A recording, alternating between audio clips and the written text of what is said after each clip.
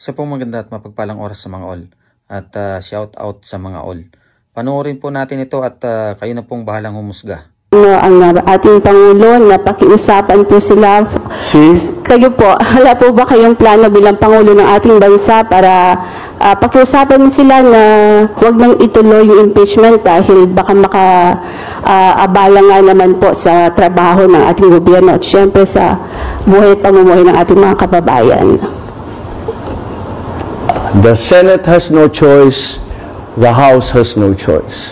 They have to do this now. Once the impeachment complaint was filed, tumakbo na ang proseso.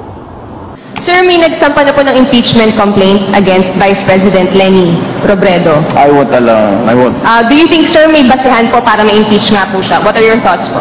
Look, you know, we just had an election. Guys, lay off. Let's stop it. Can do other things, but do not tinker with the structure of government.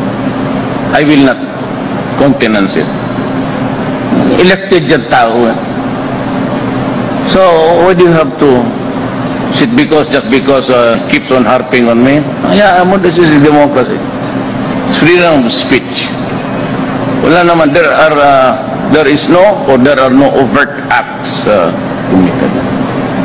Kakatapos lang ng eleksyon, bakit mo sira yung bayan? Kayo na pong bahalang humusga at alin ba ang pinagkaiba.